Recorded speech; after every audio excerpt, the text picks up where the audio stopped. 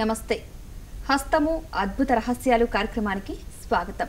మీ జాతకపరమైన సమస్యలకి చక్కటి పరిష్కార మార్గాలు అందించేందుకు హస్త సాముద్రికంలో పిహెచ్డి చేసినటువంటి డాక్టర్ ఎంవి రమణ గారు మనతో పాటు ఉన్నారు. వారిని అడిగి మరిన్ని వివరాలు తెలుసుకుందాం. నమస్తే సార్. నమస్తే అమ్మా. సార్, హస్తంలో రేఖల గురించి కొంచెం క్లుప్తంగా వివరిస్తారా? హస్తం అనేది మనకు జీవితంలో ప్రతి ఒక్కటి తెలియజేసేటటువంటి రెడీ రెక్నార్ అంటాం, డిక్షనరీ మాదిరి. ఈ హస్తంలో మనం ఇట్లా గమనించినట్లయితే వేళ్ళు ఉంటాయి, బొటన వేలు ఉంటుంది, రేఖలు ఉంటాయి. 3 భాగాలు అన్నమాట: వేళ్ళు, బొటన వేలు, రేఖలు. ఈ బొటన వేలు కింద ఉన్నటువంటి రేఖను జీవిత రేఖ అంటాం.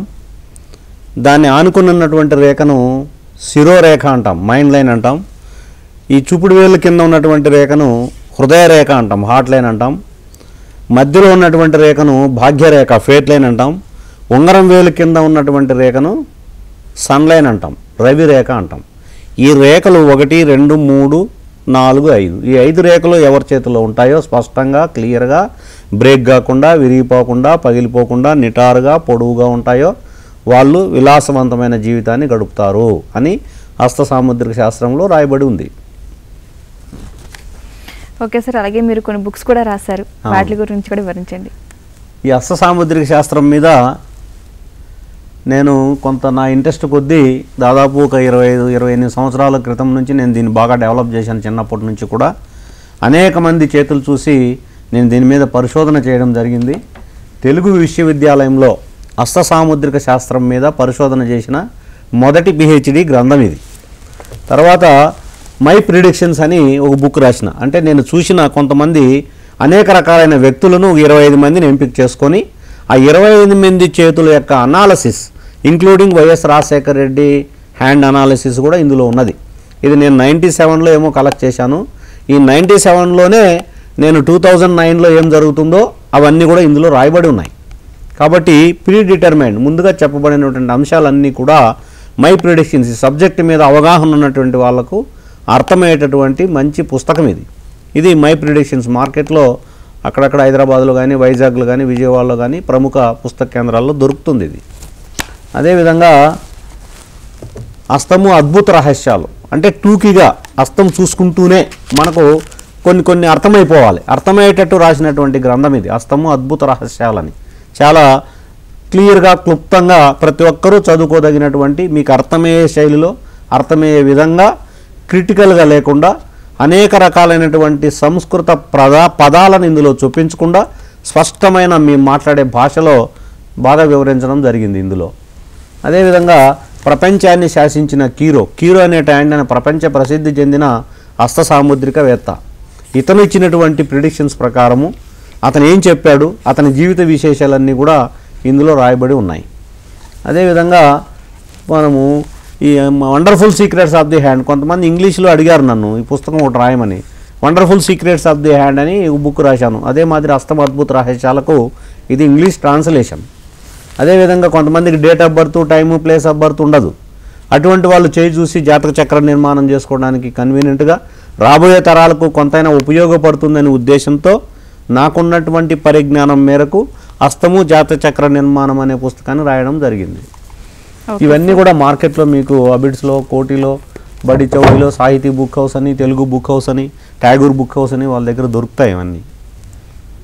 ఓకే సార్, ప్రేక్షకులకు ఒక చిన్న విజ్ఞప్తి. కాల్ చేసేవాళ్ళు పుట్టిన తేదీ, టైము చెప్పనవసరం లేదు, మీ సమస్య ఏంటో చెప్తే సార్ మంచి పరిష్కారం చెప్తారు. ఒక కాలర్ ఉన్నారు సార్, తీసుకుందాము. ధర్మవతి, వైజాగ్ నుంచి. ధర్మవతి గారు నమస్తే అండి. నమస్తే అండి. ఎవరి గురించి తెలుసుకోవాలనుకుంటున్నారు? నా గురించేనండి. మీ సమస్య ఏంటండి? మా సమస్య, మాకున్న ప్రాబ్లమ్స్ అంటే మా హస్బెండ్ చనిపోయారు. మా ఆస్తులు అంటే భూములు, స్థలాలు ఉన్నాయి, అందరూ కబ్జా చేసేస్తున్నారు. మాకు పట్టాలుండి కూడా మాకు రావట్లేదు. మా పిల్లలకి జాబులు లేవు, పెళ్లిళ్ళు అవ్వలేదు. అది నాకు ఆరోగ్యం బాగోట్లేదు, అందుకనండి. ఓకేనండి, సార్తో మాట్లాడండి. ఇదమ్మా మీకు మెయిన్ ఏంటంటే మీ సమస్య అర్థమైంది నాకు. అయితే ఇదంతా ఏంటంటే లైఫ్లో ప్రతి ఒక్కరికి జరిగేటటువంటి సంఘటనలు ఇవి. చాలామంది మీరు చెప్పినట్టుగా ఈ సమస్యలతో సతమతం అవుతూ ఉండడం జరుగుతున్నది. మెయిన్గా ఏంటంటే హస్తసాముద్రిక శాస్త్రం ఇది. ఈ భూములకు సంబంధించిన విషయాలన్నీ మీరు ప్రభుత్వ సంబంధించిన శాఖలతో అధికారులతో వాళ్ళతో చర్చించుకొని అవి చేసుకోవాలి. ఈ హస్తం ద్వారా ఏంటంటే రేఖలన్నీ స్పష్టంగా ఉండాలమ్మా. చేతులన్నీ స్పష్టంగా రాకుండా గజిబిజి రేఖలన్నీ ఉంటాయి. చేతిలో అనేక రేఖలు అడ్డు ఇటు తిరిగి ఉంటాయన్నమాట. వంకర తింకరగా అడ్డు ఇటు రేఖలు కూడా ఉంటాయి. నేను పటంలో చూపించినట్టుగా రేఖలు అడ్డుదిడ్డంగా ఉండడం, వంకర తింకరగా ఉండడం లేదు. ఇంకో దాంట్లో చూపిస్తాను నేను. అనేక రేఖలు కలిగిన హస్తం అట్లుండే దానివల్ల సమస్యలు ఎక్కువ ఉంటాయి. మీకు ఎక్కువ రేఖలు ఉంటాయి చేతిలో, అడ్డుదిడ్డంగా రేఖలు ఎక్కువ ఉంటాయి. నిలువు రేఖల కంటే అడ్డు రేఖలు ఎక్కువ ఉంటాయి. రేఖలు ఎక్కువగా చేతిలో అడ్డుదిడ్డంగా ఉండేదానివల్ల వాళ్ళకి సమస్యలు ఎక్కువ ఉంటాయి, టెన్షన్స్ ఎక్కువ ఉంటాయి. మీరు చెప్పినటువంటి ఫ్యాటల్ ఇన్సిడెంట్స్ అంటాం, కొన్ని దురదృష్టకరమైనటువంటి సంఘటనలు జీవితంలో జరుగుతూ ఉంటాయి. చేతులు అడ్డు రేఖలు ఉండకూడదమ్మా, నిలువు రేఖలు ఉండాలి. ఎప్పుడు కూడా అడ్డు రేఖలు ఉండదు. పింక్ రంగు హస్తం ఉండాలి. మీరు ఉదయం పూట రోజు లేచి 2 చేతులు సూర్యుడికి చూపించండి. మనకు ఒకటి చెప్పారు, హస్తంలో వేళ్ళు చివర లక్ష్మీదేవి, వేళ్ళ మధ్య అరచేతిలో సరస్వతి, ఇక్కడ కరంబూలేతు గాయత్రి అంటాం, ఇక్కడ గాయత్రి మాత ఉంటారని. అందుకని రోజు పొద్దున్నే లేస్తూనే 2 అరచేతులు చూసుకోవాలి, ఈ ఎండకు చూపించుకోవాలి, ఈ చేతులు ముఖం తుడుచుకోవాలి. అలా చేసినట్లయితే మీ సమస్యలు కొంతవరకు పరిష్కార మార్గం దొరుకుతుంది. ఇక్కడ ఇంట్లో వాళ్ళ మిగతా అందరి సమస్యల గురించి చెప్పారు. ఆ చదువుకున్న విద్యార్థులైతే ఒక 15 సంవత్సరాలు 18 సంవత్సరాలు నిండితే వాళ్ళు హస్తం చూసి వాళ్ళకు సంబంధించినటువంటి సమస్యలు కానీ ఉద్యోగ విషయాలు కానీ చెప్పడానికి వీలవుతుంది.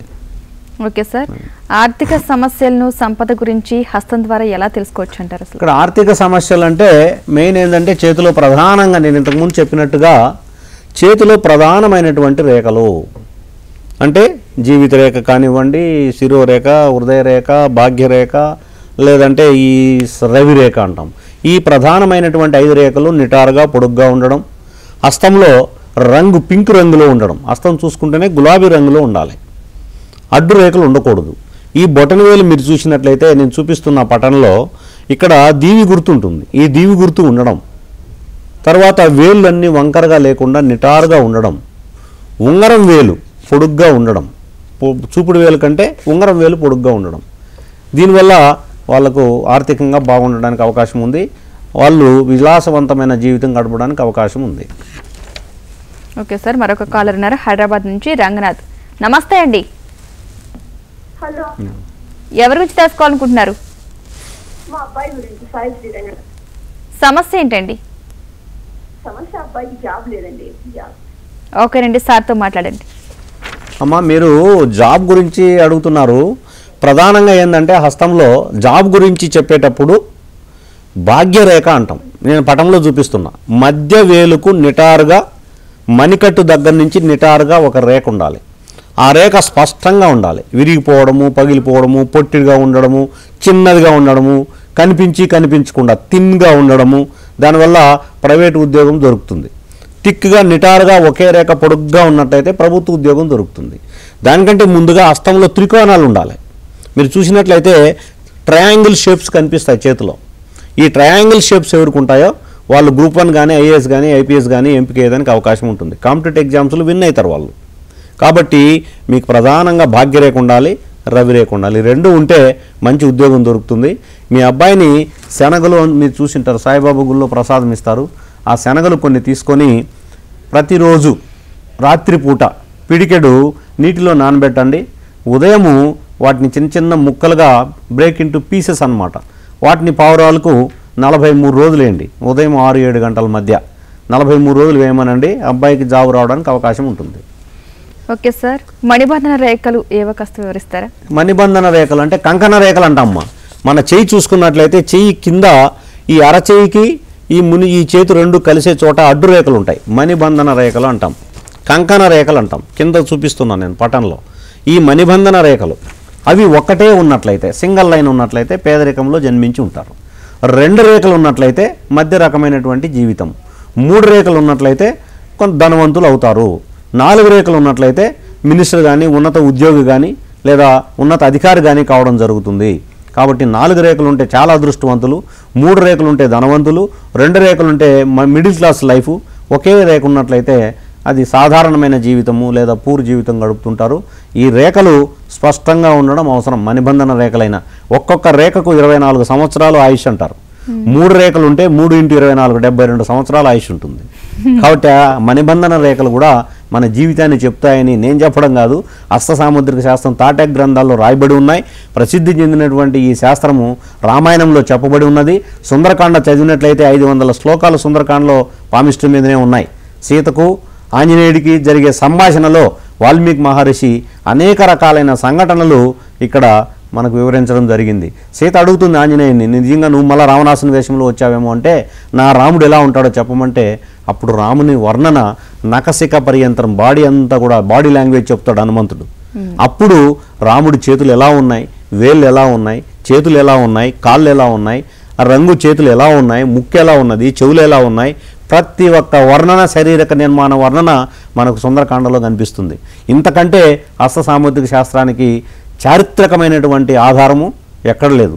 మనకు రామాయణమే పామిస్టికి సంబంధించిన రామాయణం అంటే వాల్మీకి మహర్షి చెప్పడు త్రేతాయుగం కాలం నడిది. కాబట్టి అప్పటి నుంచి కూడా ఈ శాస్త్రము మనకు సమాజంలో ఉన్నది. అందుకనే భారతదేశం ధన్యభూమి, ఇక్కడ ఈ శాస్త్రం పుట్టింది, మనం గర్వపడాలి. అవును సార్, మరొక కాలర్ ఉన్నారు హైదరాబాద్ నుంచి ఆంజనేయులు. నమస్తే అండి. నమస్కారం అండి. ఎవరి గురించి తెలుసుకోవాలనుకుంటున్నారు? నేను మా పాపకు మ్యారేజ్ సెటిల్ కావట్లేదండి, చాలా రోజులు చూడబట్టి. ఓకేనండి, సార్తో మాట్లాడండి. మీకు నేను నమస్తే అండి. ఇక్కడ చూడండి, నేను పటంలో చూపిస్తున్నా వివాహ రేఖ అని ఉంటుందండి. చిన్న వేలికి కింద ఒక రేఖ ఉంటుంది, హృదయ రేఖ అంటాం. ఈ హృదయ రేఖకి చిన్న వేలకి మధ్య ఒక అడ్డు రేఖ ఉంటుంది. నా చేతిలో కూడా మీకు చూపిస్తున్నా. అమ్మాయి కాబట్టి ఎడం చేయి చూడండి మీరు. ఇక్కడి నుంచి ఓ చిన్న వేలికి మధ్య ఒక అడ్డు రేఖ ఉంటుంది. కాబట్టి మధ్యలో ఉన్నట్లయితే 25 ఇయర్స్ అండి. దానిపైన ఉన్నట్లయితే 27, ఇంకా పైన ఉన్నట్లయితే 30, ఇంకా పైన ఉన్నట్లయితే లేట్. కాబట్టి మ్యారేజ్ కూడా ఏ వయసులో అవుతుందో మనం ఈ వివాహ రేఖను చూసి చెప్పేయచ్చు. కాబట్టి ఈ రేఖ కిందగా ఉన్నది అనుకోండి, హృదయ రేఖకు దగ్గరగా ఉంటే 19-20 ఇయర్స్కి వివాహం అయిపోతుంది. మధ్యలో ఉన్నట్లయితే 25-26 ఇయర్స్కి వివాహం అవుతుంది. కొద్దిగా పైన ఉన్నట్లయితే 27-29కి అవుతుంది. అయితే ఇక్కడ గమనించాల్సిన విషయం ఏంటంటే శుక్రస్థానం గమనించాలి. ప్రతి ఒక్కరికి బొటనవేలు కింది భాగాన్ని శుక్రస్థానం అంటాం. దానిపైన ఉన్నటువంటి ఈ భాగాన్ని అంటే చూపుడు వేలుకు బొటనవేలుకు మధ్య ఉన్న భాగాన్ని కుజస్థానం అంటాం. ఈ కుజస్థానంలో కానీ ఈ శుక్రస్థానంలో కానీ అడ్డు రేఖలు ఉండకూడదు. నెట్ ఫార్మేషన్ అంటాం, వలలాగా క్రాస్ మార్క్స్ అంటే అటు ఇటు నెట్ ఫార్మేషన్లో అడ్డు రేఖలు నిలువు రేఖలు మిళితమై ఉన్నట్లయితే వివాహము ఎటువంటి పరిస్థితుల్లో 27 లోపు కాదండి. కాబట్టి 27 తర్వాతే అటువంటి వాళ్ళకి వివాహం అవుతుంది. కాబట్టి శుక్రుడు వివాహకారకుడు. శుక్రుడు ప్రకాశవంతంగా ఇక్కడ నేను పటంలో చూపినట్టు క్లియర్గా అడ్డు రేఖలు లేకుండా ఉన్నట్లయితే వివాహము చాలా సత్వరంగా వివాహం అవుతుంది, ఎర్లీ మ్యారేజ్ అయిపోతుంది. ఈ రేఖ మీద అడ్డు రేఖలు ఉన్నట్లయితే వివాహం ఆలస్యం అవుతుంది. కాబట్టి శుక్రుడికి సంబంధించినటువంటి శాంతి చేసుకోవాలి. అదే కుజుడికి ప్రాబ్లమ్స్ ఉంటే కుజుడికి సంబంధించిన ప్రాబ్లమ్స్ సాల్వ్ చేసుకోవాలి. ఈ వివాహానికి సంబంధించి మీరు ఆ లైన్ పైన మీకు డిస్ప్లే అయినటువంటి నా నెంబర్కి ఫోన్ చేసి ఎప్పుడైనా మీరు కలిసినట్లయితే ఈ వివాహానికి రెమెడీ చెప్తాను చేసుకుంటే మీ వివాహం త్వరగా అయిపోతుంది. కొన్ని వందల మందికి అయింది వివాహం. 38 ఇయర్స్ ఉండే ఒక అమ్మాయికి కూడా వివాహం అయిపోయింది ఆ రెమెడీ చేసుకున్న తర్వాత. కాబట్టి ఆ రెమెడీ అంతా చెప్పాలంటే దాదాపు 1 పేజీ ఉన్నది. అది it will take so much time to explain that. అందుకని మీరు వీలైనప్పుడు కలవండి, లేదా రోజు ఈ అరచేతులు 2 సూర్యుడికి చూపించుకోండి. ఈ కరిగిపోయేదానికి అవకాశం ఉంది. అడ్డు రేఖలు కరిపి క్లియర్గా అయిపోయిందంటే మ్యారేజ్ త్వరగా అయిపోతుంది. లేదంటే శుక్రుడికి రోజు నమస్కారం చేసుకోండి. 9 శుక్రవారాలు నవగ్రహాలు చుట్టండి. శుక్రుడు ప్రాబ్లం ఉంటే శుక్రుడి వల్ల అది నయమవుతుంది. ఇక్కడ కుజుడిలో అడ్డు రేఖలు ఉన్నట్లయితే కుజుడి వల్ల పరిష్కారం అవుతుంది. మామూలుగా జాతక చక్రంలో కొన్ని లోపాలు ఉంటాయి. మనకు ఏమంటాం 1, 4, 7, 12 స్థానాల్లో కుజుడు ఉన్నట్లయితే కుజదోషం ఉంది, దాన్ని రెక్టిఫై చేసుకోవాలి. కుజదోషం ఉన్న వాళ్ళతోనే వివాహం చేయాలి. కొంతమంది పరిజ్ఞానం లేక ఆ జాతక చక్రం మీద అవగాహన లేక కొన్ని రెమెడీస్ ఎగ్జామ్షన్స్ ఉన్నాయి. కొన్ని కుజుడు 7 ప్లేస్లో 8, 12 ప్లేస్లో ఉన్నప్పటికీ కూడా అది కుజుడికి సంబంధించిందో రవికి సంబంధించిందో గురుడికి సంబంధించిందో ఆ స్థానం అయినట్లయితే వివాహానికి అది అడ్డు కాదు. అది కుజ దోషం అని చెప్పడానికి లేదు. కాబట్టి చూస్తూనే మనకు 12 ప్లేస్లో ఉన్నాడు కదా, లేదా మొదటి ప్లేస్లో ఉన్నాడు కదా కుజుడు, అది దోషం ఉన్నది అని కొంతమంది చెప్పేస్తుంటారు. పరిజ్ఞానం లేక అలా చెప్తుంటారు. అటువంటిది ఏమీ లేదు. దానికి కూడా కొంత చూసుకోవాలి. కొన్ని ఎగ్జామ్షన్స్ ఉన్నాయి. ఆ ఎగ్జామ్షన్స్కి లోబడి మనకు వివాహం జరగడానికి అవకాశం ఉంది. Okay sir. ఇక సార్ వ్యక్తిగతంగా కలవాలనుకున్న వారు స్క్రీన్ మీద కనిపిస్తున్న సార్ పర్సనల్ నెంబర్కి కాల్ చేసి వ్యక్తిగతంగా కలవచ్చు. సార్ మరో కాలర్ ఉన్నారు హైదరాబాద్ నుంచి. నమస్తే అండి. నమస్తే అండి. హలో నమస్తే అండి. మీ పేరు? నా పేరు మునీర్ అండి. ఎవరి గురించి తెలుసుకోవాలనుకుంటున్నారు? నా గురించి తెలుసుకోవాలి. సమస్య ఏంటండి? సమస్య జాబ్ అండి. ఓకేనండి, సార్తో మాట్లాడండి. అమ్మా, జాబ్ గురించి నేను ఆల్రెడీగా ఇప్పుడే చెప్పాను. నేను జాబ్ గురించి తెలియాలంటే మీరు ఛానల్ చూస్తుంటారు, మళ్ళీ ఒకరికి చెప్పిందే మళ్ళీ ఇంకోసారికి అవకాశం లేకుండా పోతుంది. ఇది ఛానల్లో లిమిటెడ్ టైం కాబట్టి అందరికీ ఇవే రిపీట్ చేస్తుంటే మళ్ళీ చెప్పిందే చెప్పినట్లు అవుతుంది. భాగ్యరేఖ ఉండాలమ్మా చేతిలో. మీకు ఎడం చేయి చూసుకోవాలి, అమ్మాయి కాబట్టి ఎడం చేయి చూసుకోవాలి.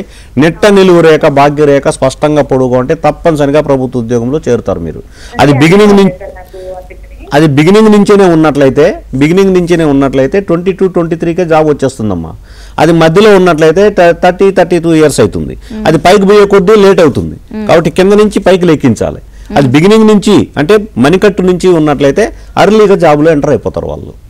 ఈ రేఖ కనిపించలేదు అనుకోండి, జాబే రాదు, తల్లిదండ్రుల మీద డిపెండ్ అయ్యి బతుకుతుంటారు. అర్థమైందా? ఈ రేఖ హృదయ రేఖ దగ్గర ఇక్కడ ఆగిపోయింది అనుకుంటే త్వరగా సెటిల్మెంట్ జరగదు లైఫ్లో.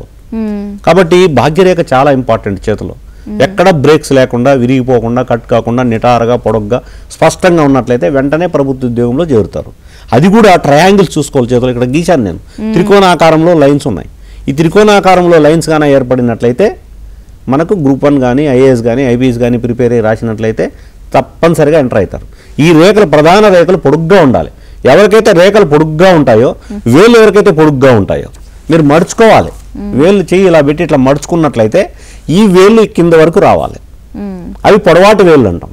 లేదా చేతి మీద ఇట్లా వేలు పెట్టి నేను గీశాను, ఇట్లా ఒక స్కెచ్ గీసుకుంటే మీకు రేఖలు వేలు పొడుగు ఉన్నాయా పొట్టు ఉన్నాయా తెలిసిపోద్ది. అరచేయి పొడుగు ఉందా, వేలు పొడుగు ఉన్నాయా. వేలు పొడుగ్గా ఉండేవాళ్ళు, లైన్స్ పొడుగ్గా ఉండేవాళ్ళు ఉన్నతాధికారులు అవుతారు, మంచి స్థానాన్ని అలంకరిస్తారు. మీరు తమిళనాడు గవర్నర్ రోషయ్య గారికి చూసినట్లయితే నేను 15 years బ్యాక్ చెప్పాను, వారికి పొడవాటి రేఖలు ఉన్నాయి, పొడవాటి వేళ్ళు ఉన్నాయి, రంగు హస్తము ప్రకాశవంతంగా ఉన్నది. మీరు ముఖ్యమంత్రి కావచ్చు లేదా ఉన్నత స్థానాన్ని మీరు అలంకరించవచ్చు అని నేను చెప్తే ఆయన ముఖ్యమంత్రి అయిపోయారు, గవర్నర్ కూడా అయిపోయారు. కాబట్టి పొడవాటి రేఖలు, పొడవాటి వేళ్ళు ఉన్నటువంటి వాళ్ళు, హస్తం రంగు పింక్ రంగు ఉన్నటువంటి వాళ్ళు, ప్రకాశవంతమైన చెయ్యి ఉన్నటువంటి వాళ్ళు, అడ్డు రేఖలు లేనటువంటి వాళ్ళు విలాస జీవితాన్ని, ఉన్నత స్థానాన్ని అలంకరిస్తారు. అటువంటి వాళ్ళు 500 మందికి ఒక 2-3 కనిపిస్తూ ఉంటారు. ఓకే సార్, మరొక కాలర్ ఉన్నారు కోదాడ్ నుంచి, మనోహర్. నమస్తే అండి. ఎవరి గురించి తెలుసుకోవాలనుకుంటున్నారు? నా గురించి అండి. మా కుడి చేతి వేళ్ళ చివరన మొత్తం చక్రాలు ఉంటాయండి. ఓకేనండి, సార్తో మాట్లాడండి. సో దాని యొక్క డీటెయిల్స్ కనుక్కున్నాం చేశాను. ఇక్కడ మీకు నేను పటంలో చూపిస్తున్నా, మీరు ఒకసారి అబ్జర్వ్ చేయండి. చేతి వేలల్లో చక్రాలు, శంకువులు ఉంటాయండి. ఇది చక్రము, ఇది ధనుస్సు గుర్తు, ఇది శంకు గుర్తు. మీకు ఇంకా క్లియర్గా కనపడడానికి నేను ఓన్గా డ్రా చేశాను. ఇది చక్రం అంటాం, ఇది ధనుస్సు గుర్తు అంటాం, ఇది శంకు గుర్తు అంటాం. ఈ చక్రాలు ఒకే చక్రం ఉన్నట్లయితే భోగి, 2 చక్రాలు ఉన్నట్లయితే రాజపూజితుడు, 3 చక్రాలు ఉంటే లోక సంచారి, 4, 5, 6 ఉన్న ఒకటే లేకపోయినా ఒకటే, 7 ఉంటే 70-75% అతని లైఫ్ బాగుంటుంది, 8 ఉంటే రోగిష్టివాడు, ఏదో అనారోగ్యంతో బాధపడుతుంటాడు, 9 ఉంటే రాజు కావచ్చు, మంత్రి కావచ్చు, 10 చక్రాలు ఉంటే యోగి అవుతాడు. కాబట్టి అలాగా మనం చక్రాలను బట్టి, శంకుని బట్టి అనాలిసిస్ చేయొచ్చు. చక్రాలు ఎక్కువ ఉండి గోర్లు చిన్నగా ఉంటే అతనికి హార్ట్ ప్రాబ్లమ్స్ వచ్చే అవకాశాలు ఉంటాయి. శంకులు ఎక్కువగా ఉండి గోర్లు పెద్దవిగా ఉంటే నరాల సమస్యలు వస్తాయి. గోర్లతో ఎక్కువగా ఉండి, శంకులు ఎక్కువగా ఉండి గోర్లు చిన్నగా ఉంటే బీపీ, హార్ట్ రిలేటెడ్ ప్రాబ్లమ్స్ వస్తాయి.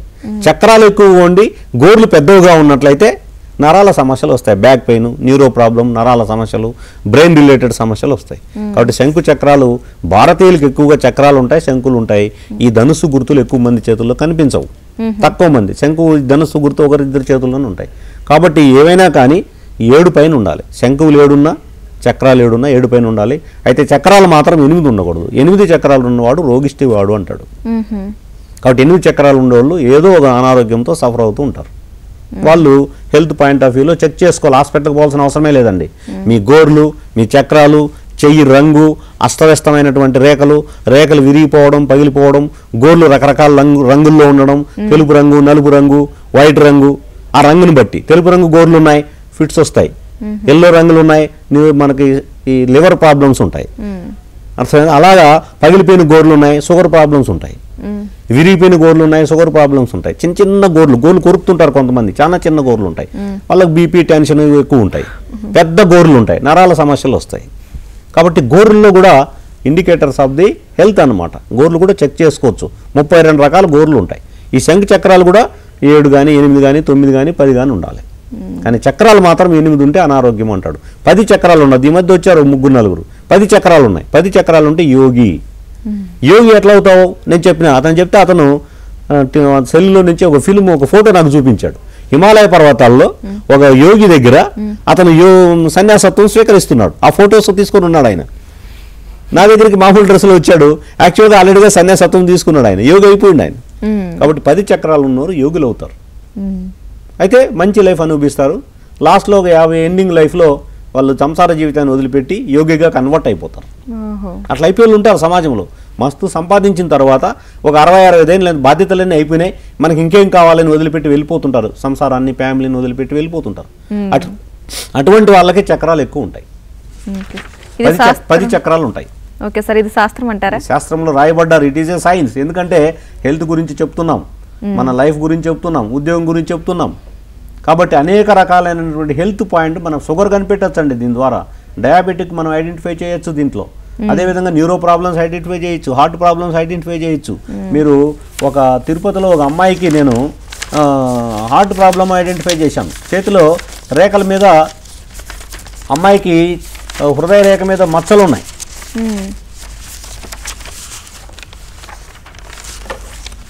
హృదయ రేఖ చూసుకున్నట్లయితే చేతి మీద మనకు చుక్కలు ఉన్నాయి. చుక్కలు ఉంటే వాళ్ళకి ఏమవుతుందంటే హెల్త్ ప్రాబ్లమ్స్ వస్తాయి. డాట్స్ ఉండకూడదండి చేతి మీద. ఇప్పుడు హృదయ రేఖ అంటాం. ఉంగరం వేలు క్రింద హృదయ రేఖ మీద మచ్చ ఉండకూడదు. ఓకే. హృదయ రేఖ మీద కానీ పుట్టుమచ్చ ఉన్నట్లయితే గుండెలో రంధ్రం ఉంటుంది. తిరుపతిలో ఒక అమ్మాయికి అబ్జర్వ్ చేసిన నేను. ఇది కూడా 2-3 సార్లు టీవీలో చెప్పినా నేను. హృదయ రేఖ మీద పుట్టుమచ్చ ఉంటే అది ఉంగరం వేలు క్రింద ఉన్నట్లయితే ఈ చెక్ ది హార్ట్ను స్కాన్ చేస్తే ఏదో లోపం ఉంటుంది, ప్రాబ్లం. అట్లా అమ్మాయికి హృదయంలో రంధ్రం ఉంది. వాడు రాశాడు, ఫేమస్ ఫార్మిస్ట్ క్యూరో అండ్ ఆల్సో వాడు నారాయణ దత్ శ్రీమాలి అని, ఏ mole on your heart line ఈ హోల్ ఇన్ యువర్ హార్ట్. దీని మీద మచ్చ ఉంటే నీ హృదయంలో రంధ్రం ఉంటుందని. ఇది శాస్త్ర సమ్మతం, శాస్త్రంలో రాయబడి ఉన్నది. ఇవన్నీ తాటా గ్రంథాల్లో భారతీయ శాస్త్రంలో ఉన్నాయి. దాన్ని క్యూరో కానీ, సెయింట్ జర్మన్ కానీ, లేదా బెన్హామ్ అనే వాళ్ళు కొన్ని వందల పుస్తకాలు రాసి మార్కెట్లో ఉన్నాయి. హస్త సాముద్రిక శాస్త్రం కూడా ఇట్ ఈస్ ఏ సైన్స్. ఎవరో ఒక ఛానల్లో చెప్తున్నది మూఢనమ్మకం అని. ఇట్ ఈస్ అంటే ఇది మూఢనమ్మకం అనడానికి లేదు. ఇది రాయబడి ఉన్నది. ఇది శాస్త్రంలో ఒక పుస్తకం మీద మనం విమర్శ రాసేటప్పుడు, ఇప్పుడు నేను మై ప్రిడిక్షన్స్ అని రాసిన, ఈ మై ప్రిడిక్షన్స్ పుస్తకం చదవకుండా, దాన్ని విశ్లేషణ చేయకుండా దాని మీద కామెంట్ ఎలా చేస్తాం మనం? కాబట్టి బుక్ ఏదైనా సరే, ఒక సాహిత్యం విమర్శ కానివ్వండి, ఒక పోయం కానివ్వండి, లేదంటే ఒక ఆర్టికల్ కానివ్వండి, ఒక వ్యక్తి రాసినటువంటి ఒక పరిశోధన పుస్తకం కానివ్వండి, దాన్ని చదవకుండా క్రిటిసైజ్ చేయకూడదు. దాని మీద దాన్ని చదివి క్రిటిసిజం రాయాలి. కొంతమంది ఏం చేస్తారు, నాలెడ్జ్ ఉండదు, మూఢనమ్మకం అని చెప్తున్నారు. How you are telling like that without reading the book? You go through that, then you criticise. Okay sir, నష్ట జాతకుడు అని అంటారు కదా, అర్థశాస్త్రంలో మామూలుగా అర్థ సాముద్రిక శాస్త్రంలో ఏంటంటే చేయి చూసి చెప్పే శాస్త్రం ఇది. పురుషులకి కుడి చేయి చూడాలి, స్త్రీలకి ఎడమ చేయి చూడమని చెప్పారు. ఎందుకంటే బ్రెయిన్ పవర్ అంతా పురుషులకి కుడివైపు ఉంటుందని, బ్రెయిన్ పవర్ అంతా స్త్రీలకి ఎడమవైపు ఉంటుందని. సెల్ ఫోన్ మాట్లాడేటప్పుడు కూడా స్త్రీలు కుడివైపు నుంచి మాట్లాడాలి, పురుషులు మాట్లాడేటప్పుడు వెనం వైపు పెట్టుకొని మాట్లాడాలి. గుర్తుపెట్టుకోండి. కాబట్టి దానికని స్త్రీలకి ఎడమ చేయి చూడమన్నారు, పురుషులకి కుడి చేయి చూడమన్నారు. ఇక్కడ ఏంటంటే date of birth, time, place of birth ఉంటే జాతక చక్రం తయారు చేసుకుని దాని ప్రకారం జాతక విశ్లేషణ ఇవ్వడం. జ్యోతిష్ శాస్త్రం ఇది is a father of all sciences. అంటే మన అకల్ట్ సైన్సెస్, కొన్ని గుప్త శాస్త్రాలను ఉన్నాయి. ఆ గుప్త శాస్త్రాలు అంటే జ్యోతిష్యం కావచ్చు, పామిస్ట్రీ కావచ్చు, న్యూమరాలజీ కావచ్చు, రమల శాస్త్రం కొత్తగా చెప్తున్నారు ఈ మధ్య. ఇటువంటి శాస్త్రాలన్నీ కూడా మెయిన్ ఫాదర్ ఏంటంటే జ్యోతిష్ శాస్త్రం. ఆ జ్యోతిష్ శాస్త్రం నుంచి బ్రాంచెస్ అన్నీ వచ్చాయి. కాబట్టి జ్యోతిష్ శాస్త్రము ద్వారా date of birth, time, place of birth ఉంటే జాతకం తయారు చేసుకొని ఫలితాలు చెప్పడం. కానీ హస్తం ద్వారా అవి లేనటువంటి వాళ్ళని నష్టజాతకుడు అంటారు. ఆ వివరాలు లేనటువంటి వాళ్ళని నష్టజాతకుడు అంటారు. వాళ్ళకి చేయి చూసుకొని చెప్పచ్చు. కానీ నేను చేసింది ఏంటంటే ఆస్ట్రోపామిస్ట్రీ, ఆస్ట్రాలజీ స్టడీ చేశాను, పామిస్ట్రీ స్టడీ చేశాను, రెండింటికి కంపారిటివ్ స్టడీ ఇచ్చాను. ఆ కంపారిటివ్ స్టడీ మీదనే మై ప్రిడిక్షన్స్ అనే బుక్ రాశాను. కాబట్టి చూసుకుంటే జ్యోతిష్ శాస్త్రం ప్రకారము, హస్త సాముద్రిక శాస్త్రం ప్రకారము ఫలితాలు 90% టాలీ అయిపోతున్నాయి. It is proved. Okay sir, మరొక కాలర్ ఉన్నారు, శివపార్వతి. నమస్తే అండి. నమస్తే మేడం. ఎవరి గురించి తెలుసుకోవాలనుకుంటున్నారు? నా గురించేనండి. మీ సమస్య ఏంటండి శివపార్వతి గారు? చెప్తానండి. చెప్పండి. హలో, నాకు మ్యారేజ్ అయిందండి, 12 years అయింది. 2 బాబులు. మ్యారేజ్ ముందు ఎంత హ్యాపీగా ఎంత నవ్వుతున్నాను ఇస్తున్నాను, మ్యారేజ్ అయిన తర్వాత అంత ఏడుపు దాంట్లో ఉన్నాను. సార్తో మాట్లాడండి. నువ్వే కాదమ్మా, భారతదేశంలో మ్యారేజ్ అయిన వాళ్ళల్లో 70% మంది నీ సమస్యతో బాధపడుతున్నారు. నువ్వు అనుకుంటున్నావు నాకు ఒకదానికే ప్రాబ్లం ఉందని. ప్రతి ఇంట్లో నా దగ్గరికి వస్తుంటారు. ఒక 100 మంది జంటలు వచ్చినట్లయితే దాదాపు 70 జంటలు వాళ్ళు సంతోషకరంగా జీవించడం లేదు. ఎందుకంటే ఒక స్టేజ్ వచ్చిన తర్వాత వాళ్ళ చేతుల్లో వేళ్ళు ఒక రకంగా ఉంటాయి, మన చేతుల్లో వేళ్ళు ఒక రకంగా ఉంటాయి. 10 చేతుల్లో వేళ్ళు 10 రకాలుగా ఉంటాయి. ఈ చేతిలో లైన్లు ఈ చేతిలో లేవు, ఈ చేతిలో లైన్లు ఈ చేతిలో లేవు. అన్నదమ్ములు, ఒక తల్లికి పుట్టిన అన్నదమ్ములే సఖ్యతగా ఉండటం లేదు, ఒక అక్క చెల్లెలే సఖ్యతగా ఉండటం లేదు. ఎక్కడో పుట్టిన ఆమె, ఎక్కడో పుట్టిన అతను కలిసి జీవించడం అనేటటువంటి దాంట్లో రేరు 2 మీరు గుర్తుపెట్టుకోండి. మీ ఆయనకు మీకు కుడి చేయి పైకి రావాలమ్మా.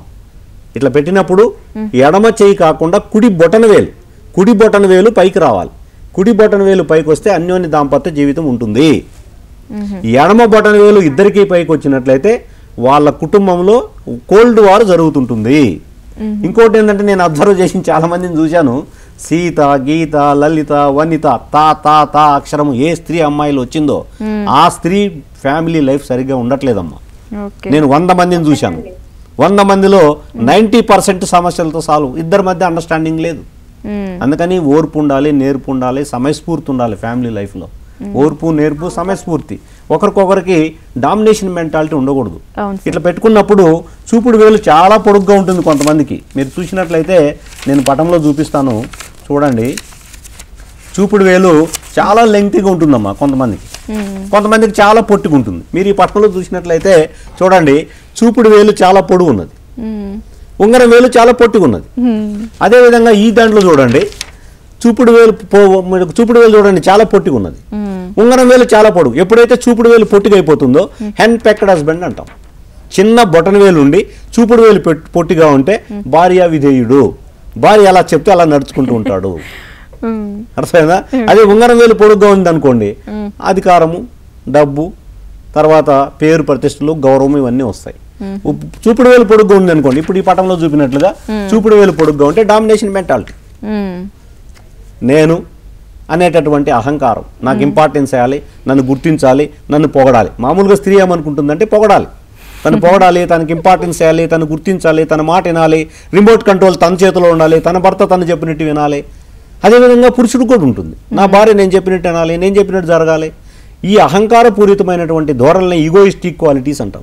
ఎవరికి ఉంటాయంటే ఇద్దరి భర్తకు భార్యకు చూపుడు వేలు ఇద్దరికి పొడుగ్గా ఉన్నట్లయితే ఇద్దరికి క్వాలిటీస్ ఉంటాయి, అక్కడ మిస్అండర్స్టాండింగ్స్ వస్తాయి. అదిను ఇంకా చేతుల్లో అడ్డు రేఖలు ఉండకూడదు. ఎవరి చేతులు అయితే శుక్రస్థానంలో కానీ కుజస్థానంలో కానీ అడ్డు రేఖలు ఎక్కువగా ఉంటాయో ఆ ఫ్యామిలీ జీవితంలో ప్రాబ్లమ్స్ వస్తున్నాయి, ఇద్దరి మధ్య మిస్అండర్స్టాండింగ్స్ వస్తున్నాయి, అవగాహన రాహిత్యం వస్తున్నది, ప్రాబ్లమ్స్ వస్తున్నాయి. ఇంకా దాన్ని తెగేదాకా లాగుతుంటే తెగిపోతుంది. అది కాకుండా మీరు ఇలా చూసినట్లయితే ఈ ఉంగరం వేలుకి చూపుడు మధ్య వేలికి మధ్య గ్యాప్ తక్కువ ఉండాలి. ఈ గ్యాప్ చాలా ఎక్కువ ఉన్నట్లయితే తప్పనిసరిగా డైవర్స్ అవుతాయి. ఉంగరం వేలికి చూపుడు మధ్య వేలికి గ్యాప్ ఇలా పెట్టినప్పుడు గ్యాప్ ఎక్కువ ఉండకూడదు, స్త్రీకైనా పురుషుడికైనా. స్త్రీకి ఉంటే ఆ స్త్రీ వల్ల, పురుషుకుంటే ఆ పురుషుడి వల్ల సంసార జీవితం డ్యామేజ్ అవుతుంది. దానికి తోడు అడ్డు రేఖలు రాకూడదు, ఎడమ చేయి పైకి రాకూడదు. ఎడమ చేయి పైకి రావడం, అడ్డు రేఖలు ఉండడం, ఉంగరం వేలికి దీనికి గ్యాప్ ఎక్కువ ఉండడం, ఈ 3 ఉన్నట్లయితే డైవర్స్ అయిపోతాయి. ఇవి నేను చూశాను, చాలా ఫ్యామిలీస్కి చూశాను నేను. వీటికి ఏంటంటే ఇంట్లో లక్ష్మీ పూజ చేసుకోవడం, సత్యనారాయణ వ్రతం సంవత్సరానికి ఒకసారి ఇంట్లో చేసుకోండి, రోజు మీ లక్ష్మీ అష్టోత్తర శతనామాలు చేసుకోండి, ప్రశాంతంగా ఉండడానికి ప్రయత్నం చేయండి, అండర్స్టాండ్ చేసుకోవడానికి ప్రయత్నం చేయండి. మీరు అతను గట్టిగా అరిచేటప్పుడు మీరు డౌన్ అయిపోండి, మీరు అరిచేటప్పుడు ఆయన డౌన్ అయిపోవాలి, లేదా ప్లేస్ వదిలిపెట్టి ఇంకో చోటికి వెళ్ళిపోవాలి. ఏదో ఒక పరిష్కార మార్గం ఆలోచించి ఓర్పు నేర్పుతో సమయస్ఫూర్తితో ఫ్యామిలీని నెట్టుకొని రావాలి. ఎందుకంటే 70% ఫ్యామిలీసు ఫ్యామిలీస్తో సఫర్ అవుతున్నాయి. అవును ప్రతి ఇంట్లో కూడా మిస్అండర్స్టాండింగ్స్ ఉంటున్నాయి. అవును. అది కామన్. అది ఎందుకంటే ఎక్కడో పుట్టినాం, ఎక్కడో పెరిగాం, ఎక్కడితో పెళ్లి చేసుకున్నాం. అశాశ్వతమైనటువంటి జీవితం ఇది. Life is not permanent.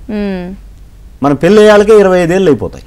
60 సంవత్సరాలు బతికేవాడికి 40 సంవత్సరాలు లైఫ్ 20 years నైట్ టైం అవుతుంది, 20 years డే టైం అవుతుంది. కాబట్టి 50% లైఫ్ పోతా ఉంది. అందుకని మనం హ్యాపీగా 24 hours ఇంటూ 365 days ఉండేది 7 years. అందుకని 7 అడుగులు నడవమన్నారు. కాబట్టి ఫ్యామిలీ లైఫ్లో అండర్స్టాండింగ్ మీదనే ఫ్యామిలీ. మీరు అనుకోవద్దు ఎవరో కూడా మా ఇంట్లోనే కష్టం ఉన్నది, నా భర్తే సతాయిస్తున్నాడు, నా భార్య నో అది తప్పు. నా దగ్గరికి చాలామంది వస్తున్నారు. ప్రతి ఇంట్లో సమస్యలు ఉన్నాయి, ప్రతి ఇంట్లోన ప్రాబ్లమ్స్ ఉన్నాయి. మెయిన్ ఏంటంటే కొన్ని అలవాట్లు ఉంటాయి. వ్యసనాలకు బానిస కావద్దు. ఇప్పుడు ఏంటంటే ప్రభుత్వం ఆదాయం కోసం ఎక్కడ చూసినా మందు విచ్చలవిడిగా దొరుకుతున్నది. దానివల్ల మేము చిన్నగా ఉన్నప్పుడు సాయంత్రం పూటే తాగేవాళ్ళమ్మ. ఇప్పుడు పొద్దున్నే మధ్యాహ్నం రాత్రి టిఫిన్ లేదు, అన్నం లేదు, ఇదే అయిపోయింది. దానివల్ల వ్యసన పరులు ఎప్పుడైతే అవుతామో ఆర్థిక సమస్యలు వస్తాయి. ఆర్థిక సమస్యలు ఎప్పుడైతే వస్తాయో మిస్అండర్స్టాండింగ్స్ వస్తాయి. ఫ్యామిలీలో అండర్స్ట్ క్రియేట్ అవుతుంది. We are the creator of the problem, not the god. మనం అనుకుంటాం దేవుడు సమస్యలు ఇచ్చాడని. No, that is fault. మనమే అనుకుంటున్నాం. We are the creator of the problem. మనం ప్రాబ్లం క్రియేట్ చేస్తున్నాం, సమస్యను సాల్వ్ చేయమని ఎవరి దగ్గరకు పోతున్నాం. ప్రాబ్లం లేకుండా మనం చేసుకోవచ్చు. Right sir. సార్ చివరిగా మిమ్మల్ని కలవాలనుకునే వారికి మీ సూచన కొంచెం. కలవాలనుకునే వాళ్ళు అక్కడ మనకు డిస్ప్లే అవుతుంది కదండి, ఆ నెంబర్కి ఫోన్ చేయాలి. మీరు ఎప్పుడైనా ఆదివారం పూట కానీ, పబ్లిక్ హాలిడేస్ కానీ, సెకండ్ సాటర్డే కానీ, లేదా గవర్నమెంట్ హాలిడేస్ వచ్చి, నేను ఒక కళాశాలలో అసిస్టెంట్ ప్రొఫెసర్గా పనిచేస్తున్నాను. నేను ఆదివారము లేదా శనివారము లేదా పబ్లిక్ హాలిడేస్లో మాత్రమే అవైలబుల్గా ఉంటాను. మీరు ముందుగా అపాయింట్మెంట్ తీసుకొని దయచేసి, ఎందుకంటే నాకు 28 సంవత్సరాల నుంచి ఈ శాస్త్రం మీద అనేక రకాలుగా ఇన్స్పైర్ చేస్తున్నాను, జనాలకు ఎడ్యుకేట్ చేస్తున్నాను, సైన్స్ గురించి చెప్తున్నాను. నాకు మీకే కాదు, నాకు కూడా కొన్ని పర్సనల్ ప్రాబ్లమ్స్ ఉంటాయి. ప్రాబ్లం అనేది కంపల్సరీ, అది ఎవరికైనా ఉంటుంది. దాన్ని పరిష్కరించుకోవడము, ఆ విధంగా మనం అడుగులు వేయడము చాలా ఇంపార్టెంట్. అందుకని మీకు సమస్య వచ్చినప్పుడు రైట్ పర్సన్ కలవండి. ఎందుకంటే మా దాంట్లో కూడా మహానుభావులు కొంతమంది వచ్చినప్పుడు ఒక అతను అంటున్నాడు, మా ఇంటి దగ్గరే 20,000 తీసుకుంటాంట ఆయన, పోతానే ఫీజు వసూలు చేయడమే. కాబట్టి ఫీజు, డబ్బు ఇంపార్టెంట్ కాదు జీవితంలో. డబ్బుకే ప్రాధాన్యత ఇవ్వకూడదు. మంచి మానవతా సంబంధాలు కూడా పెంచుకోవాలి. తర్వాత సంపాదించిన డబ్బులో మొత్తం ఖర్చు చేయకుండా కొంత పొదుపు చేసుకోగలిగితే ఆ ఫ్యామిలీస్ హ్యాపీగా ఉంటాయి. ఓర్పు, నేర్పు, సమయస్ఫూర్తితో ఉన్నట్లయితే మనకు సమస్యలు రాకుండా ఉంటాయి. ఈ మంచి ప్రోగ్రామ్ను అరేంజ్ చేసినటువంటి మన యోగి ఛానల్ వారందరికీ కూడా, ప్రేక్షకులకు అందరికీ కూడా నేను మరీ ధన్యవాదాలు చెప్తూ, మీకు అందరికీ కూడా అభినందనలు చెప్తూ నమస్కారం చేస్తున్నాను. Okay, right sir. ఈరోజు మా స్టూడియోకి వచ్చి హస్తం గురించి చాలా వివరాలు తెలిసినందుకు ధన్యవాదాలండి. ఇక ఇది నాటి హస్తము అద్భుత రహస్యాల కార్యక్రమం. నమస్తే.